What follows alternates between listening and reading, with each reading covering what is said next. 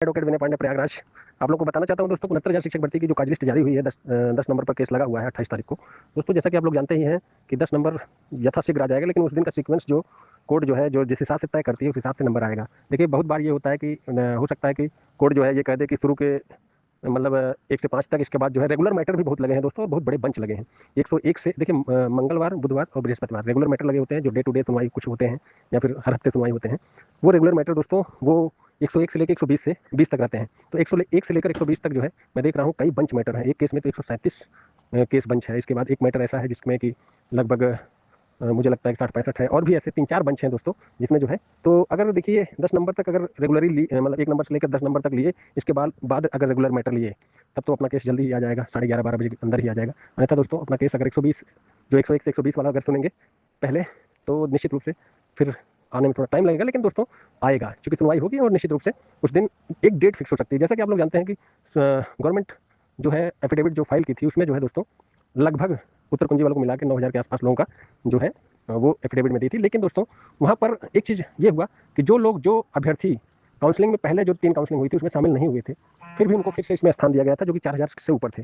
यानी कि लगभग इतने ज़्यादा लोग जो कि पहले हो सकता है वो कहीं टीजीटी पीजीटी या कहीं सेलेक्ट हो चुके हों और वो प्राइमरी में नहीं आना चाहते, उनको भी उस लिस्ट में स्थान दिया था। एक तो सबसे बड़ी जो है वो ये थी कि कोर्ट में जो है ये बातें उठी। दूसरी बात दोस्तों, जब वहाँ कोर्ट में सारे वकील बोलने लगे कि हम लोग हाई कोर्ट से होकर लड़ते हुए आ रहे हैं, हमको मतलब नहीं सुना गया, आप ऐसे किसी एक पक्ष का लिस्ट कैसे आप अलाउ कर सकते हैं। तो निश्चित रूप से दोस्तों इससे जो है कोर्ट ने स्पष्ट कहा कि जो हाई कोर्ट से होके आए हैं उनको हम सुनेंगे।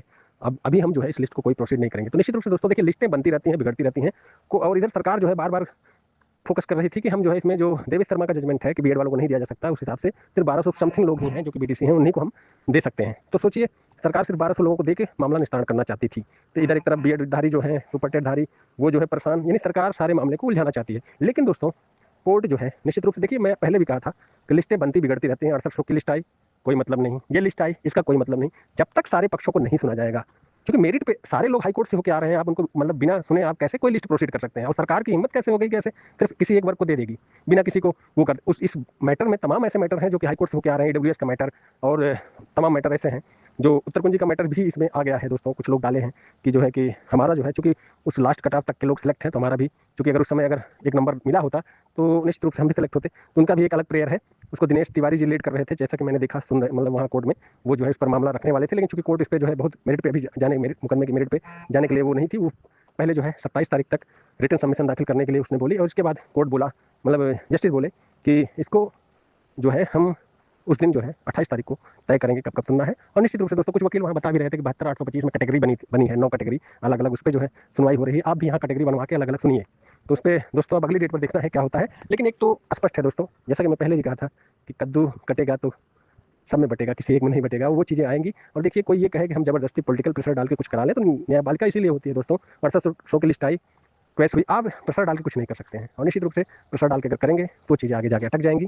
हाँ ये है दोस्तों कि अगर ओबीसी एससी वालों को दे रहे हैं, सरकार की तरफ से दिया जा रहा है, तो निश्चित रूप से दोस्तों जो जनरल के भी हैं, जो बच्चे लड़ रहे हैं 400-500 से ज़्यादा नहीं है, उनको भी देके ये जो भी लिस्ट है प्रोसीड करना चाहे कोर्ट तो उसको मतलब कर सकती है। एक चीज़ स्पष्ट है कि सरकार ये भी कह रही है कि ये नज़ीर नहीं बनना चाहिए आगामी भर्तियों के लिए। तो इससे इसका मतलब है ये गलत हो रही है, तभी सरकार कह रही है, नहीं तो अगली भर्ती में भी इसी तरह देना पड़ेगा और वहाँ एटीआरई का माइग्रेशन करना पड़ेगा। तो ये चीज़ें क्यों आ रही हैं, गलत चीज़ों को आप जबरदस्ती क्यों करा रहे हो, कह रहे हो कि अगली भर्ती में नज़ीर भी न बने, खाली इन लोगों को हम दे देना चाहते हैं, क्यों, सिर्फ प्रेशर के नाते क्यों भाई। क्या सवर्ण या अन्य बच्चे जो हैं, इसमें देखिए कि 80 के बच्चों को एकदम से निलग कर दिया गया है। अरे आप सिर्फ ओबीसी वर्ग को देना चाहते हैं, 80 के बच्चे जो 6800 की लिस्ट में दोस्तों थे वो सारे बाहर हो गए हैं। तमाम बच्चे हमको मैसेज कर रहे हैं सर इसमें क्या करना है क्या नहीं करना। तो हमने कहा कि देखिए अभी कोई भी लिस्ट अभी प्रोसीड नहीं होगी जब तक मेरिट पे, क्योंकि अलग अलग मैटर हाई कोर्ट होते हुए मैटर गए हैं सुप्रीम कोर्ट तक, तो उसको सुनना पड़ेगा। नहीं सुनेंगे तो फिर वहाँ सीनियर चिल्लाएंगे और आगे बढ़ने नहीं देंगे मामला जो है जब तक फाइनल नहीं हो जाता। आप उसको सुनो, इसके बाद जो भी डिसीजन करना हो आप उसको करो। निश्चित रूप से दोस्तों सीनियर जब रहेंगे तो उनको सुनना पड़ेगा। और ईडब्ल्यूएस पर इस बार हमारे और शिवम भाई की तरफ से मिलकर सीनियर एडवोकेट अपर्णा भट्ट जो कि कोर्ट में थी और अच्छा बोली, उन्होंने कहा कि हमारा एक अलग मैटर है, अलग बेंच ने सुना है, कोर्ट ने भी कहा कि आपका मैटर अलग बेंच ने सुना है, हम इसको सुनेंगे। तो निश्चित रूप से दोस्तों ईडब्ल्यूएस का भी मैटर सुनना पड़ेगा। हो सकता है कि इस डेट पर कैटेगराइज हो जाए। और दोस्तों हमारी ऑडियो वीडियो सबसे ऑथेंटिक होती है। अगर कोई ये कहे कि मैंने कभी झूठ वो किया हो, देखिए हमने पहले ही कहा था कि लिस्टें बन जाएंगी, लेकिन उस पर जब कानूनी कसौटी पर वो सही उतरेगी तब सरकार कोई भी लिस्ट बना दे, लेकिन जब तक कोर्ट की मुहर नहीं लगेगी कि सही है, तब तक वो लिस्ट कूड़ेदान में फेंकने जैसे है। तो दोस्तों निश्चित रूप से अगर कद्दू कटेगा तो सब में बटेगा, अन्यथा किसी को नहीं मिलेगा। और निश्चित रूप से वही हाल होगा, सरकार कितना भी कह दे। सोचिए सरकार एक्स्ट्रा सीट में 9,000 एक्स्ट्रा पद देने के लिए कह रही है और कह रही नजीर ना बने। अरे तुम इस तरह करोगे आगे चल के भर्तियों में इसी तरह मामला उलझेगा, तो फिर होगा जब इस भर्ती में आपकी ये हो तो दूसरी भर्ती में भी दो। तो ये सारी चीज़ें निश्चित रूप से दोस्तों सरकार सोचिए 9-10 हज़ार पद एक्स्ट्रा दे रही है। कभी किसी 72,000 में 6,170 पोस्ट खाली है उसको दे ही नहीं रही है, इसमें 10,000 एक्स्ट्रा पद दे रही है। ऐसा कौन सा प्रेशर है भाई? क्या नए बच्चों के लिए भर्ती नहीं देना है आपको? इससे गलत संदेश जाएगा। जो देखिए हाँ ठीक है एक्स्ट्रा सीट में दीजिए, लेकिन ये है कि तर्क संगत न्याय संगत, किसी एक वर्ग को नहीं दे सकते। इसमें दोस्तों इस लिस्ट में एससी को निल कर दिया गया है, जनरल को निल कर दिया गया है, सिर्फ ओबीसी को। एससी के जो भी बच्चे हैं दोस्तों उत्तर कुंजी वाले हैं, जो कि 1 नंबर पाके हाई मेरिटोरियस पे पहुंच रहे हैं, उन्हीं का है। बाकी 6800 के बहुत से लोग बाहर हो गए हैं। तो निश्चित रूप से दोस्तों ऐसी लिस्ट बिल्कुल कूड़ेदान में जाने लायक है और निश्चित रूप से ये बिल्कुल क्षम्य नहीं होगा। आगे चलकर देखिए सारे वर्ग वहाँ पक्ष रखेंगे। देना है तो सभी वर्ग को दीजिए, ओबीसी को दीजिए, एससी को दीजिए, जनरल का जो 400-500 बच्चा कोर्ट में चयनित जो लड़ रहा है उन्हीं को देकर मामला शांत करिए। आप 9,000 सीटें क्रिएट कर सकते हो, 400-500 और नहीं क्रिएट कर सकते हो। फिलहाल तो दोस्तों देखना होगा। इस डेट पे तो बहुत कुछ नहीं कैटेगराइज हो सकता है मुझे जो लगता है, लेकिन अगली डेट पर दोस्तों डे टू डे सुनवाई या हर हफ्ते सुनवाई देखने का आसार होंगे। और निश्चित रूप से ये कोर्ट मेरिट पर फैसला करने के लिए जानी जाती है और मेरिट पर फैसला मुकदमे पर होगा, किसी एक वर्ग को नहीं दिया जा सकता। धन्यवाद दोस्तों। 10 नंबर पर कल लगा 28 तारीख को लगा हुआ है केस। और 10 नंबर का मतलब ये नहीं कि 10 नंबर बहुत जल्दी आ जाएगा। आफ्टर नोटिस मैटर होते हैं, लेकिन मंडे और फ्राइडे को फ्रेश मैटर होते हैं, ज़्यादातर बहुत कम आफ्टर नोटिस होते हैं। लेकिन मंडे, ट्यूसडे, वेडनेसडे, थर्सडे को जो है आफ्टर नोटिस मैटर होते हैं और रेगुलर मैटर भी होते हैं। रेगुलर मैटर जो कि डे टू डे या हर हफ्ते जो लगते हैं 101 नंबर से 120 नंबर तक, उसमें टाइम लगता है दोस्तों।